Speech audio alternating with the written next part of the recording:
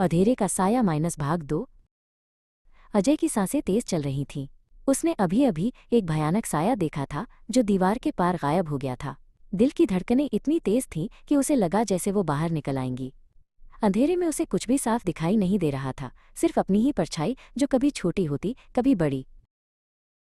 हिम्मत जुटाकर अजय ने अपनी मोबाइल की टॉर्च जलाई।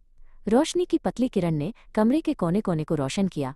मकड़ी के जाले, टूटे हुए फर्नीचर और एक पुरानी ढकी हुई अलमारी। तभी उसे एक धीमी सरसराहट की आवाज़ सुनाई दी, जैसे कोई पत्तों पर चल रहा हो।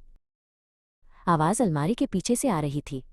अजय का मन उसे वापस लौटने को कह रहा था, लेकिन एक अजीब सी जिज्ञासा उसे आगे खींच रही थी। उसने धीरे धीरे अलमारी की ओर कदम बढ़ाए। हर कदम के साथ आवाज़ और तेज होती जा रही थी।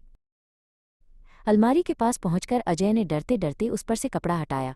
अंदर कुछ भी नहीं था, सिर्फ खाली जगह, लेकिन आवाज़ अब उसके ठीक पीछे से आ रही थी। अजय ने तेजी से मुड़कर देखा। वहां कोई नहीं था, सिर्फ एक खुली हुई खिड़की जिससे ठंडी हवा अंदर आ रही थी।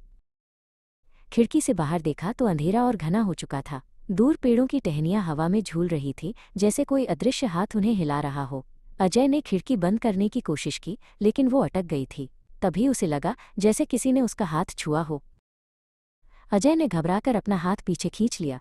उसे लगा कि ये सिर्फ उसका वहम है, लेकिन उसके हाथ पर एक ठंडी चिपचिपी सी चीज़ महसूस हुई। उसने टॉर्च की रोशनी हाथ पर डाली। वहां कुछ भी नहीं था, सिर्फ एक छोटी सी लाल रंग की बूंद। अचानक कमरे का दरवाज़ा तेजी से खुला और बंद हुआ। अजय का दिल मुंह को आ गया। उसने सोचा कि अब वो अकेला नहीं है। उसने हिम्मत करके दरवाजे की ओर देखा, लेकिन वहां कोई नहीं था, सिर्फ एक हल्की सी गंध, जैसे पुरानी मिट्टी और बारिश की। कौन है वहां? अजय ने कांपती आवाज में पूछा। कोई जवाब नहीं आया, सिर्फ सन्नाटा। तभी उसे लगा जैसे कोई उसके ठीक पीछे खड़ा है। उसकी सांसें रुक गईं। उसने धीरे धीरे मुड़ना शुरू किया। जैसे ही वो पूरी तरह मुड़ा, उसकी आंखें एक आकृति पर पड़ीं। वो एक लड़की थी जिसका नाम प्रिया था। उसकी आंखें काली और गहरी थीं, जैसे अंधेरे कुएं। उसके होंठ फटे हुए थे और उसके बाल बिखरे हुए थे।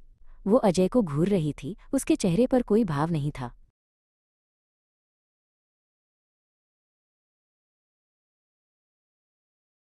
प्रिया ने धीरे से अपना हाथ उठाया और अजय की ओर बढ़ाया।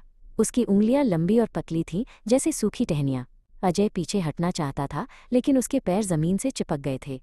वो सिर्फ उस लड़की को देखता रहा जो अब उसके बेहद करीब आ चुकी थी।